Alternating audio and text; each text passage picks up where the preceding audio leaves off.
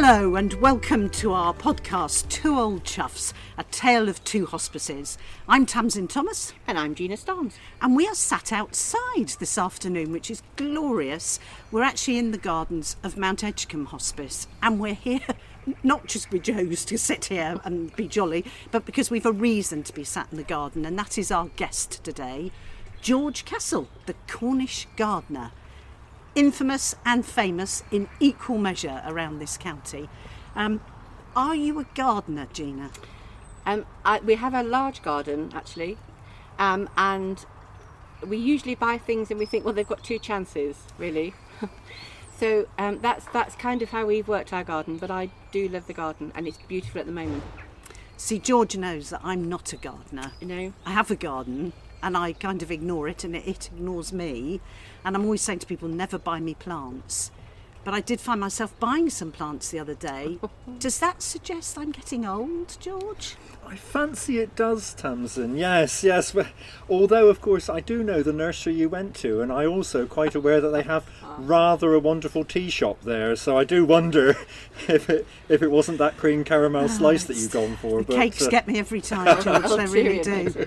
I think sitting out here, aren't we lucky? Because look, we're in a Cornish garden in spring and we are surrounded by colour. And it is a typical Cornish garden as well, because just behind you is a huge magnolia there just coming out in flower, which must be 25 years old, if not a bit more.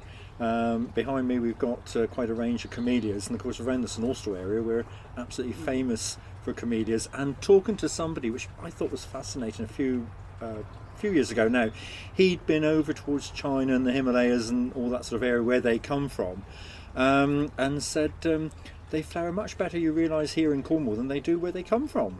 I said, well, no, that can't be. Surely, you know, where the plant originated, you thought would be the best place for it in the world.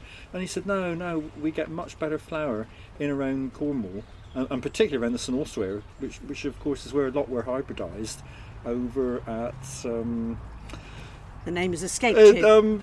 It'll come back, don't worry. Hayes Castle. Hayes, yes. Yeah. So yeah, it seems that we are one of the best places in the world, and there's somewhere in New Zealand that's pretty good as well. And isn't it true that in Victorian times, a lot of the grand Cornish gardeners, or their staff maybe, went around the world and bought plants back? You know, That was quite a thing, wasn't it, in Victorian times? It was. They tended to fund people. And yeah, I mean, the Williams family, they certainly did fund several people getting not just camellias, but any plants that they thought would have garden interest. And that was the same really all over the country.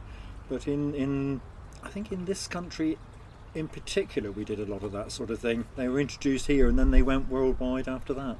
It reminds me of my grandma, who always used to take a very large handbag and a small pair of scissors with her whenever she went on any gardening trips, and used to come back with all sorts in her bag. But I guess that's the same thing, is that they kind of propagate and try, and it's... We used to get it, I worked for a couple of years for the National Trust in Cornwall, and you would catch people in the garden. And when you said to them, look, you just can't take a cutting, they'd say, well, it's only one. And you'd say, yeah, but you're one of maybe 100 people that walk through this garden this afternoon. If you all take a cutting, there's no garden left. No, well, in actual fact, when I was training and I was in London, working in Hall Place Gardens, so that's quite near Woolwich, and Bexley Heath, so that sort of area, we were... I was actually told several times there was one part of the garden which had a high-rise area up some steps, and I had to stay there because I could look over 2 or 3 whole beds. And you know, we had a lot of sort of punk type people back in that day that would be coming in, and you know, I used to get worried about them, and my head gardener said, no, they're fine, they'll be down in the bottom, and they'll probably, you know, get drunk, or they might have something else that they're imbibing on, but don't worry about that, just watch for ring pulls when they've gone, because that plays up the mowers. No, he said, we have coachfuls coming up from Kent, and it's the old ladies you've got to watch. They're the ones that nick everything, and you need to stand up there. And he would shout, and I'd have to run up to the top. I love it. I did used to live in Woolwich, but my grandma never visited, so it wasn't her in your garden. So no. I'm just moving my large handbag back with my foot as we talk. Well, we've still got a couple of plants that my grandmother got originally when Granny got married. both of my grandmothers influenced my gardening career, but Granny, when she got married, she came from quite a poor family and then moved into a fairly well-off farming family and got invited out to lunch. So she said, you people these days don't know you're born with these plastic bags. We used to have to keep plants alive with a wet hanky in the bottom of your handbag. That's it. Absolutely. But I think plants are so important, aren't they? Because my dad, elderly father, has recently come down to live with us, and it was really important for us to go round the garden and to bring certain important plants for him down to, well, hopefully everything crossed, to see if they're growing in Cornwall. So we've got kind of like a lovely, what we call a southering wood, which is a lovely smell when you touch the branches. Yes. And to try and get that growing here was really important to him. So I think, it's those memories that come down the generations are hugely important for people, aren't they? Rhododendrons, and I think of my mother, because she had them all round the garden at Polruan. Yeah. It's funny what sticks in your mind, isn't it? Professionally, as sort of designing gardens, I've gone to people and they say, we've got a few things over there, I don't know if you can work them in, and quite quickly I realised I needed to know what are they, where do they come from, and time and time again there were plants there. That was one my aunts gave me and we've had it for a few years and she died, or that was mother's. Is mother still around? Oh no. And you think, that's got to go in, and it was quite important to build those plants in and say, no, we've got to find somewhere for that then. And also people, slightly different, but people have memories, and I found this with chaps quite often. They won't have anything much to do with the design of the garden at the early stages, and then when you start putting things in, I used to work so and so, and they used to have one of those there, or my gran had one of those, and you think, and that was always something I tried to build in. As I was designing things, I'd take books of pictures and try to get those sort of memories out, so that then they had a connection. So like you're saying with your dad, there's a connection with the garden, and it's plants do that. It's really really strange but important. I just think it's amazing that we often talk about, especially in hospice care, making memories and the importance of memories, and here we are, it's weaved into gardening, all sorts of things. Yeah. And quite often people will, my mother, she always loved bright colours. I'm just looking at your top and with the flowers and the pins on. That's just the sort of thing Mother would have wore, but probably in puce as well. There was always something, puce and emerald or something, clashing colours. Was Mother's thing, with bright red nails. And when she died, which she just drifted away really, and she was 85. She loved anything bright. I was working at Pine Lodge and I did the flowers on her coffin top, and I went and got branches of magnolia that we had to cut off because they were too low. So we cut like 3-4 foot pieces off and then put them in oasis and put them on top of the coffin. And when she came in, the number of people that went, and somebody said, those flowers are just like Teresa. That typified her, and there was quite a murmur over, look at the flowers. Oh, that's lovely. This is isn't it? brilliant. Yeah. So was that the influence then, Mum and grandmothers, that got you into gardening? Did you always know you were going to love this world? I think so. Certainly, as far as gardening was concerned, I remember sort of planting some Love Lies a Bleeding as a 3-4-year-old in a trough at home, and was always out tinkering in the garden, and it was always the case. But then looking back, Dad's mother, she was quite a professional gardener in her own right, and her family, they'd been gardeners at Pencarrow and various houses up around the Bodmin area, so it certainly came down through the genes. And Granny just loved tinkering, so that was Mum's mum, the other Granny. She loved tinkering. Mother had a slightly different approach because she loved entering garden shows, but she didn't worry about going down to the fruit shop at Weybridge and buying a punnet of strawberries to make sure she'd get first prize, because that made up her. Sort of lady. and then you see she got first prize there, and she got several first prizes. Well, then that would get her the cup. Mother probably wasn't as sophisticated as a gardener as you are, really. She would just dig a hole, chuck it in. We hoped it was green side up, and it usually grew somehow. But but I'm only sophisticated because the lady at the nursery told you to. gave me a written instruction questions about how I was going to keep this plant alive. I think she sussed us out straight away. Rank amateurs. Yeah. Did you know that it would become your not only your passion and your interest, but your career? Yeah, I think so. I always struggled at school as to know sort of, what do you want to do, and I never really knew. And funny enough, I only ever had two things that I ever thought I would follow. One was gardening, and lots of people were saying, there's no future in that, which was quite wrong now as we look back. And the other was to be a maths teacher. So, okay. But of course, in the end, I did the best of both worlds, because I did an awful lot of gardening, but I also did a fair amount of teaching horticulture. George, I find it, as somebody who has no interest, well, no, I have got a bit of an interest in gardening, but no knowledge of gardening, how some gardeners always seem to keep so much information in their heads. Yeah. We sometimes keep it in. Sometimes it drifts out a little bit. Odd bits disappear, and they might reappear again a week or two later. It's a funny old thing, because there's a lot of things in horticulture. There's a lot of people that are a bit, what shall I say? They get a bit prickly about horticulture and the pay and those sort of things, because one is expected to have an encyclopedic memory and knowledge of plants and where they come from and what to do with them and how big they're going to get and when they flower and all those sort of things. And there's quite a few horticulturists around that probably hold a knowledge of, say, about 10,000 plants. I'd certainly come into that, and there's a few people I've met that can triple that. Wow. Which is a huge amount of information in itself, let alone perhaps how the plants grow, soil conditions. I've also taught garden history, garden design, so there's the arts as well as the science side, so it can be quite vast. So there's a vast amount of knowledge, so encyclopedic knowledge. You should be able to work in any conditions and have a bat with a hinge in the middle. So those are, and then expect to be paid minimum wage. There are people that come from that sort of way. So there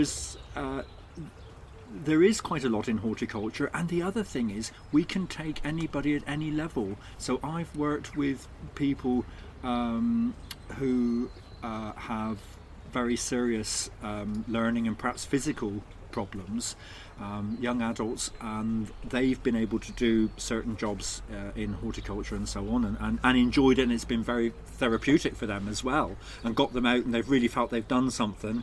And then you can work right the way up through sort of horticulturists, skilled horticulturists, on to people who do master's degrees and doctorates in either, as I mentioned just now, sort of the garden history or design side, but also in the science sides as well, with genetics, plant breeding, all sorts. So we can take anybody from any academic level, and I really do mean from any academic level, from somebody who does have a mental disability, a serious mental disability, up to someone who is doctorate level and beyond. And that's borne out, I think, by Gardener's Question Time on Radio 4, because I listen to that. I love that programme, which always makes people laugh because I'm not a gardener. But they appeal to me, who knows nothing, but clearly some of the people asking questions know an awful lot. Oh, yes. And they're pushing the experts for that little bit more information on top. You must never, as a professional horticulturist, you must never underestimate keen amateur gardeners, because what you find is, although we may have a very wide knowledge, they may have an area that's quite specialist. And I just heard driving over about somebody growing pumpkins, and they got one, I don't know, something like 1.5 meters across. I thought, oh my God, I don't think I could do that. But you do get specialist growers that can grow a vegetable to a size, and it might just be 2 or 3 types of vegetables that they've concentrated on. And then you get somebody orchids. I mean, you've done things on the radio, and I've been on the radio and taken questions on, and the one we all hate is when somebody comes in and says, "Oh, I've got such and such an orchid," and the first thing you look at and think, "I haven't got a clue what that is." But you've got your basics that you know is always right. Or do you keep it in a Sunday window? You haven't got it too wet, and those sort of things. You just keep your fingers crossed that you might have hit something. We didn't plan this, but would you like to see my orchid? Oh, Tamsin, I thought you'd never ask. I don't think. Oh my goodness! I got this orchid right. for Mothering Sunday. Perfect. So this is a purple phalaenopsis. I love that. I think probably with a very large battery in the bottom. Yes. And covered with a sort of felt-like stem. I think it looks a little bit creepy myself, but Yeah. the good thing is I can't kill it. No, I Because was it going is to a say, wind-up toy. don't overwater it, dear. Don't put too much water in. And I would say you haven't got to worry about a sunny window for that one. No. Well spotted, I'm glad to say. You're listening to Two Old Chuffs, a tale of two hospices, and we're talking gardening.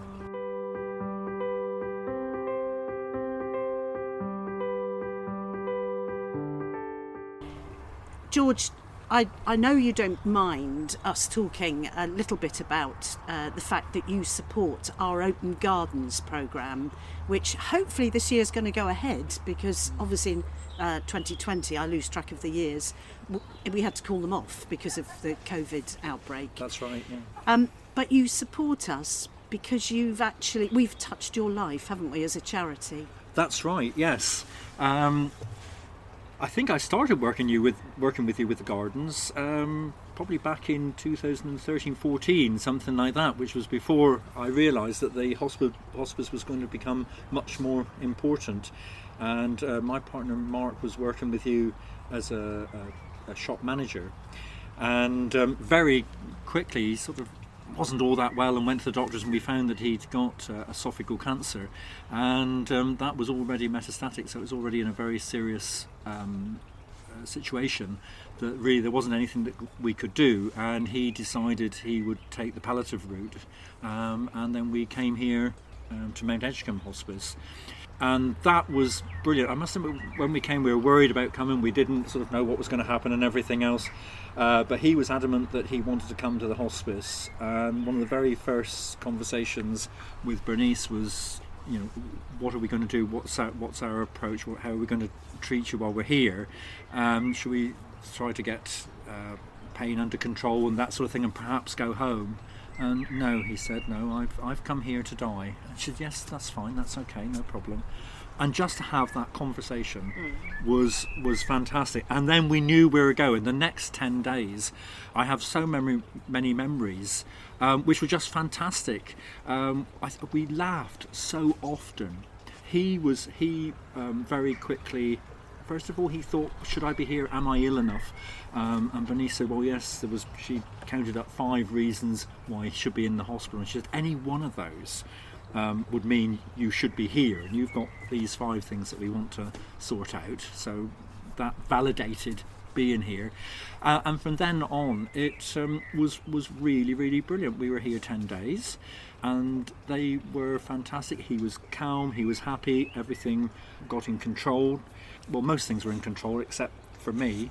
What happened one day was his mum came up to see him, quite a frail little lady herself, and we'd got her in a wheelchair, and she was going to be seeing him for the last time. And he had an ensuite room, and she wanted to use the loo. Anyway, I managed to get her in and pop her on the loo, and then his brother was there, myself, and the 3 chaps. We were talking away, and Mark was fairly frail but making quite a bit of conversation, and which this doesn't happen, but one of the nurses just burst into the room and stopped 2-3 paces in, and we all looked, and she said, are you all right? And we said, yes. And she said, you've pulled the emergency cord. And Dave and I said, no, we haven't. And she said, well, and another nurse came behind her and says, everything right? And it's not here. Well, yes, it was this room. It was room 1. And I'm sure you've pulled the cord. And then all of a sudden we realised Mother, and we'd forgotten her for about 20 minutes and left her on the loo. Now, Gina, you know nurse humour. Yes. We never lived that one down, No, really. it went from that, yeah. That went, so that kept going around. You know, somebody would come in and, you've not got any old ladies in the loo, have you?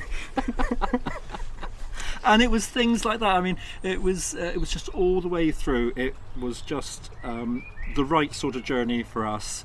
And then one morning he just passed away, and that was fine. So it was for me. It was very, very supportive. I knew he was comfortable. We knew where we were going once we came in, and it was fine.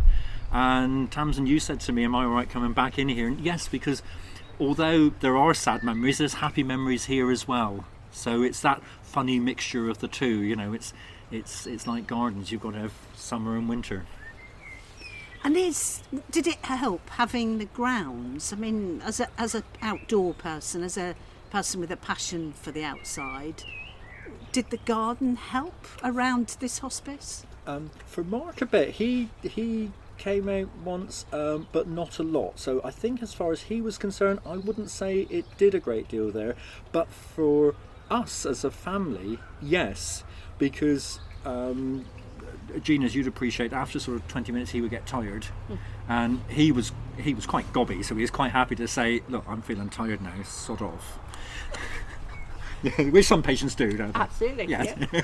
So that's fine. So we could sod off around the garden, and when his cousin came down from Wiltshire, again we spent 3 or 4 trips walking around the garden, and his mum, when we didn't forget her on the loo, I popped her in the wheelchair and brought her around, and it was lovely for her, and she said, "Oh, he's in a lovely place, isn't he?" So that, I think, I can't think what it must be like to lose a child, whatever age, but I think for her, and afterwards, after he died, she said, "Oh, it's lovely gardens there," and that was something that seemed to stick a chord with her. So I would have to answer you, yeah, I think it was very important as far as our experience is concerned, as the family, possibly more so than Mark in our case. Yeah.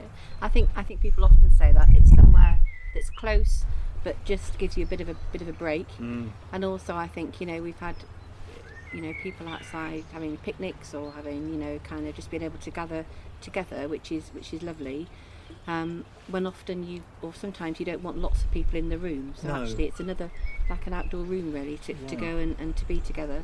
And when you've got children involved, perhaps? Yeah, I think kids are sometimes difficult to occupy because actually they I think parents often feel they need to be quiet and they need to be kind of not running around, but they can come out here and have a bit of play, which is also quite nice. So I think for us and for lots of hospices, they often have beautiful grounds, and I think we all see the benefit of actually coming out into a lovely space. And certainly I think nurses do too sometimes. You maybe don't always want to go after a tricky part of a shift in to have your coffee in the coffee room. Maybe you want to go for a little walk and a bit of fresh air and just kind of breathe in the blue skies and the magnolia tree, and that's nice just to take 5 minutes as well, and we would encourage that. I think that kind of mental refresh is lovely, and you can do that often much easier in a garden and outdoor space. And there's an awful lot of study into that at the moment, isn't there? I know the Huge Japanese amounts. are doing a lot of work into how a garden or an outdoor space can affect your mental well-being. Yeah, and I think COVID's reminded people as well actually how important it is to get out. I think there are you come to work. I mean, I set off quite early in the morning, but actually there are lots more people out and about and walking, and there's been lots more, I think, posts on places like Facebook who are admiring things like when the first camellias come out, when the daffies are out, where you can go for your snowdrop fix, all that kind of thing is lovely that people are, I think they're noticing more, and I think we realise how much we need it and how lucky we are in Cornwall really to have that kind of fresh air and garden. And the variety, Gina, as well, I is. think, because well, Tamsin, you've been brought up near the coast. I wasn't. I mean, I never really knew the coast much as a child, so we were always brought up inland, but we've got the places like the National Trust places, Lanark, Trelisic, all of those wonderful ones, and then the coast. Of course, Trelisic is on the coast, but the high, I love the high coast up around Tintagel. those days. Some people get a bit of vertigo up there, but but I've also found since the lockdown that people have put a post on, say, Facebook, and they've taken a picture. The wonders of phones these days, and taken a picture, posting it, and what's this? And there's all sorts of flowers. People are perhaps what I would think would be common wildflowers. Perhaps not always wild, that they've seen. So that's good that they're getting an interest. And I think also here that don't underestimate the wildlife. No. Because this garden, I mean, we've got the biggest, fattest, happiest squirrels, I think, this side of anywhere.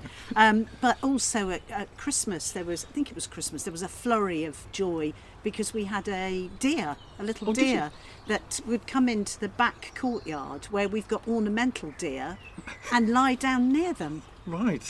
But for the patients and the families, it's all that comes with a garden. So it's the water feature and our koi carp, is it? Yes. Yeah. And it's the squirrels and everything else. And that was at Christmas. Good job it wasn't at the rutting season, wasn't it? Yeah. Yes. Also that Tamsin was rather ticked off because actually she'd been in lots of posts on social media about kind of supporting the hospice, and the one that got the most likes by thousands was the post and the photo about the deer.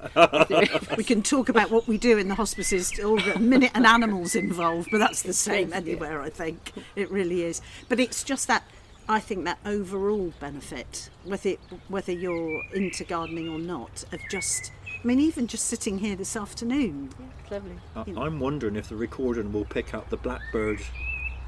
He's singing for a mate, isn't he? Yeah. I think it's that time of year, isn't it? Oh, probably, yes. That Yeah. What's your orchid, Tamsin? That's what you Well, of course, I think you all do, don't you? You're all admiring that orchid. Does it make it different for you? Because I can remember when we first asked if you would support the Open Gardens programme, and you very happily and willingly did. Is it different now you have experienced what our charity's all about at first hand? Yes, vastly. I was quite happy to, Mark worked with you and I was quite happy to, and thought, it's a good thing to do. But that emphasis sort of in my heart has changed completely, because now it's a very important thing because I have experienced the whole process of being here, the support, and realise how vital that support is. And from the moment that we came in, because Mark was staff, he knew there was a lot of people that would recognise him, and at the very beginning I came in and spoke to Jan, who I didn't know then, and said he's a bit worried about coming through the front door. Oh, she said he'll come in the back. Come on, we'll bring the car right around to the back, park over there, that's my space, and we'll put him in the back door. And just I thought, oh my goodness, that's good. And it went all the way through. So I really do appreciate the importance of somewhere like this when things are difficult, and I also very much appreciate the support that Mark had. He was really, really calm here, and his horror was, he said, I don't want to die at the major hospital, which that was his thought, and it was fair enough. And here I could just see the difference. Yes, everyone was here. It was just the right place to be for him, and also for me, because how the care I had here. The last night or two we were discussing whether I should go home or no. I had to make that decision, but the staff were there to put the pros and cons, where are you, what are you doing, and we made the right decisions. And that was so good, because as a member of staff you can't say what to do, but you can tell me the pros and cons for me to make the decision. And I think that's what we would always want to do, is to work with families to say, actually, if you're living a long way away, actually it's a difficult, you have to realise what might happen while you're not here. And likewise, actually some patients make that choice, that they actually want to die or to slip away on their own. So you really never know, but actually I think it's really important that you are left with the right memories, which is and we would help people work through that whichever way. And that certainly is the case for me. And also after I had one session with the counsellor here, I felt I was sort of going in the right direction anyway, but it was lovely just to have that conversation and check things through, And she and I both said at the end, well, I think we're all right. And she said, well, if you do need anything. And the other thing was, you sort of think, well, am I all right or no? And what she did was sort of talk through with me that I would recognise if things were going in the wrong direction. Yeah. And there's never a one size fits all, is there? No. Really, for grief and for managing that. And actually, it's about that individuality, really. So it's about going at people's own pace and supporting them. And it's about us remembering that actually, dying does happen. It's a bit like your orchids or your flowers or your garden things, Tamsin. Actually, there is that cycle, isn't there? And it's about supporting people through that, which is hugely important. But people do find their own way, and they're much stronger and resilient than they think they are. Yes, and also, but like you said, it is the time and how one thing might affect me that might not affect you, and we're all a bit different. But time is the great thing. So I feel Tamsin, when you said to me, how do I feel about being here and how it affects me, but I feel as if I've been a patient here as well. Really, because we were very much treated as a couple and treated, in that way that's how it is. Both people, I didn't think, I thought it was Mark that was coming here, but I've sort of been here as well because I was looked after so much as well, in a different way, but still equally as much, which has certainly aided my recovery, if you can call it recovery, but whatever. Aided me to get to the point I am now. So I appreciate you chatting like that. It's interesting. We don't know who listens to these podcasts. No. And sometimes, people who are dealing with grief or the effects of someone being terminally ill listens to things or seeks things out for themselves, and it's, I think, hugely beneficial when it's someone who's experienced it who can talk about it. So thank you. No, it's my pleasure. I do think it's very important, and Gina touched on something. Life is a cycle from birth to death, and it happens to everybody. But we do worry about talking about such things. And I remember feeling quite shocked and surprised when Mark made a decision at the hospital and said, no, we won't follow the treatment. They said with treatment he probably wouldn't have more than 3 or 4 months. So he said, no, we won't follow that route, we'll go straight to palliative. And the sort of realisation of what that meant was quite shocking at the time.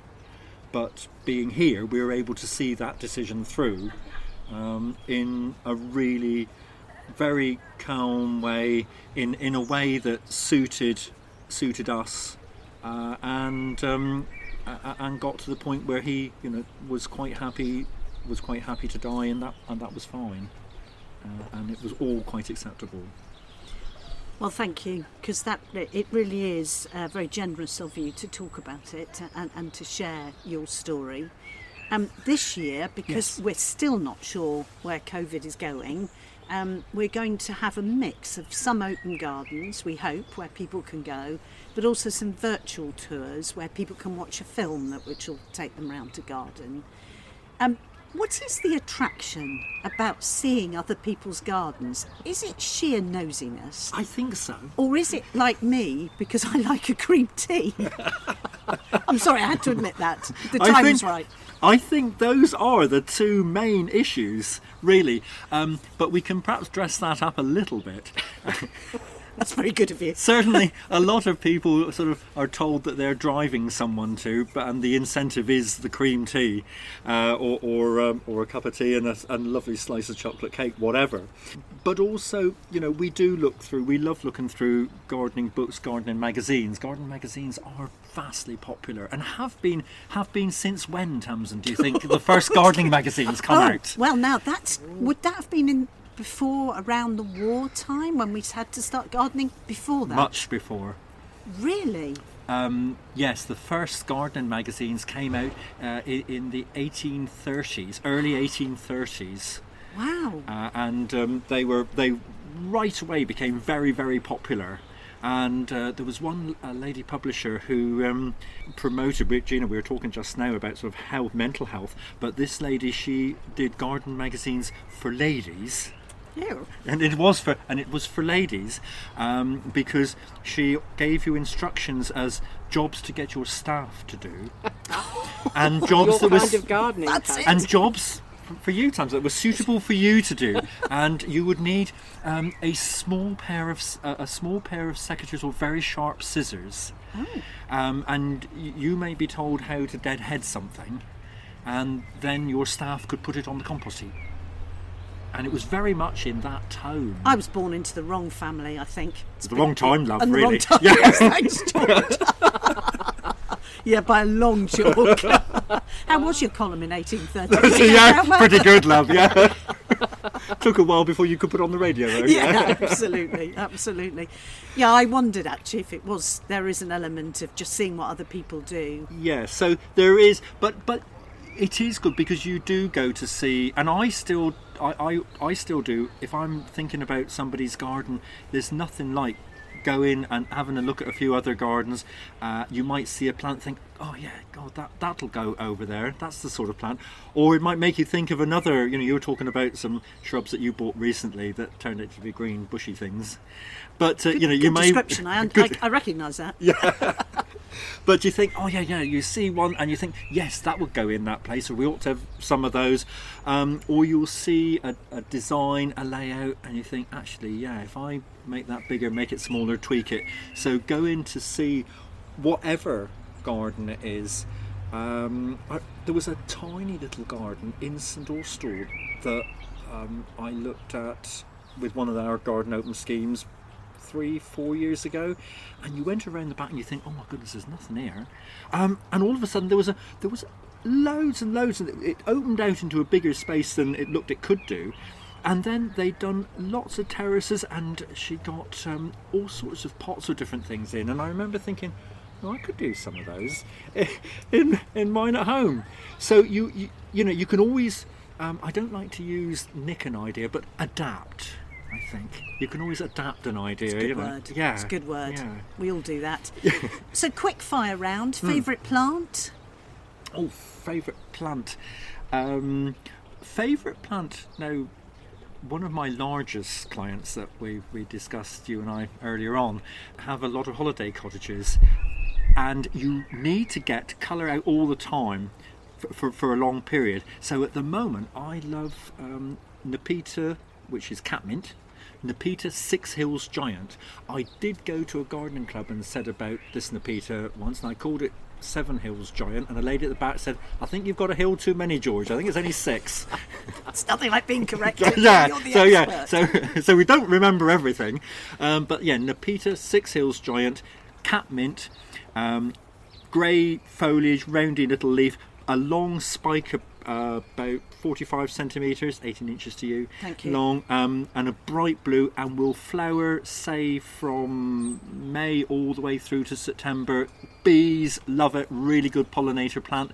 My other favourite is ice plant. Granny used to call it ice plant, which is Sedum spectabile. So it's got a grey fleshy leaf this time of year, comes up into a big pink corum. You're nodding, Gina, you know it? Yes, Grow no, it? I do know that because I remember, because they grow what we used to call it, they grow babies, don't they? They We do used to- grow as babies kids, on the bottom, yes. We used to plant them out as kids. That's it, yeah, that's the one. They do, yeah. Yeah. Seriously, yeah. Yeah, split it up and you've got babies that Cheapy, don't. see, Yorkshire. I'm completely lost now. And those big purpley pinky headed flowers attract, you've seen bees on them. Bees, butterflies, bumblebees. I actually counted 5 different types of bumblebee on one at one go once, which just amazed me. I didn't realise there was that many. Anything to support the bees, Yeah. and I'm in. That well done. Favourite season?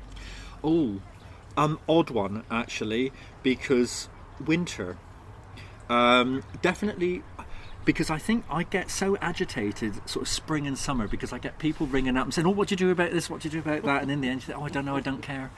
And then you've got grass to cut and things to do, and I'm a little bit of a person that does like a bit of stability, so in the winter it doesn't alter too quickly. A guy I went to school with, he does a lot of hard landscaping, a lot of building walls and patios, does fantastic stuff around North Cornwall. And he said to me, "Did you do a garden out so and so and so and so?" And I said, "Yeah, that's right." Yeah, he said, I walked in, and he said, "Looks rubbish in the summer, brilliant in the winter. Thought that must be one of George's. Because I just feel that whatever you do, you need some sort of structure in the winter. If you get the winter look right, then you can always stick a few bedding plants in the summer, get a bit of colour. Anybody can do that.